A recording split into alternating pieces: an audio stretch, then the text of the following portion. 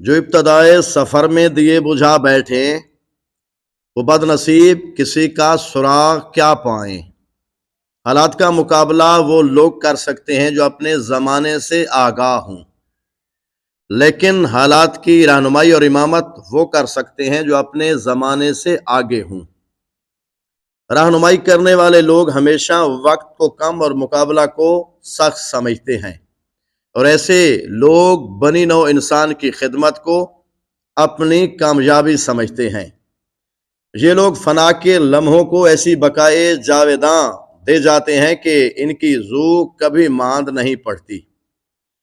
دوسروں کے لیے جینے والوں کے قبیلے کے ایک سربراہ ملک عطا محمد اترابی ہیں۔ آپ 19 جنوری 1926 کو محلہ اترا، ضلع میاں والی میں ملک احمد اترا کے گھر پیدا ہوئے۔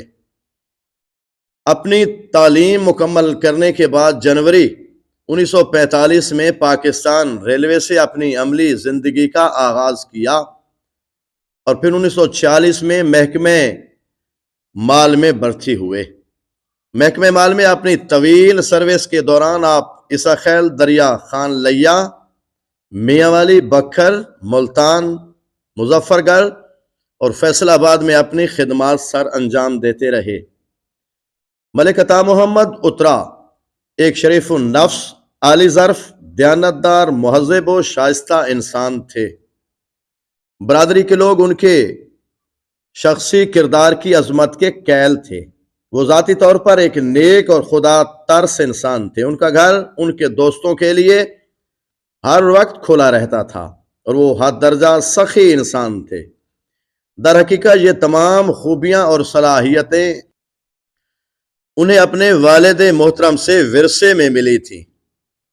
میاں والی شہر میں محلہ اترا کی بنیاد آپ کے جد بزرگوار نے رکھی، اور محلہ اترا میں اترا برادری کا پہلا گھر ہونے کی وجہ سے قوم اترا کے ہر خاص و عام کے لیے یہ گھر کھلا رہتا تھا۔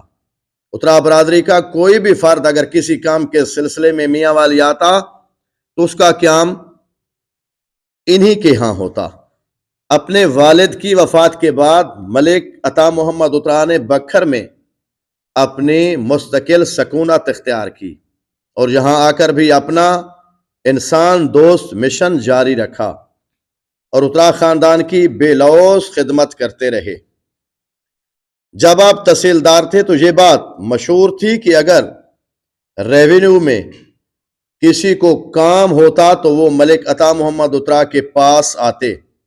آپ اترا برادری کے کام کو اپنا ذاتی کام سمجھتے تھے، اور برادری کے کام آ کر دلی خوشی محسوس کرتے تھے۔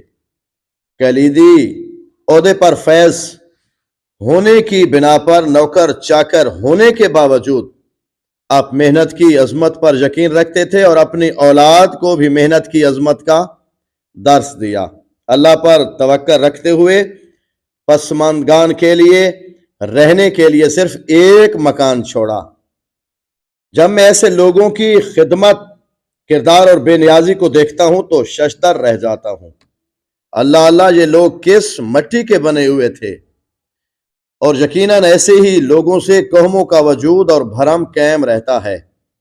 ملک عطا محمد اترا 58 سال کی عمر میں 31 جنوری 1984 کو حرکت قلب بند ہونے کے باعث اس جہان فانی سے رخصت ہوئے، مگر تاریخ میں یہ شخص پھول بن کر سدا مسکراتا رہے گا، کیونکہ اپنے آرام و سکون کو غروب کر کے قوموں کے لیے مسرت کی کرنیں طلوع کرنے والے ہمیشہ تاریخ کے صفحات پر اور لوگوں کے دلوں میں زندہ رہتے ہیں۔ اور یہ بھی حقیقت ہے کہ بجتا رہے گا بربط کردار تا بحشر، خاموش ہو بھی جائے اگر ساز زندگی۔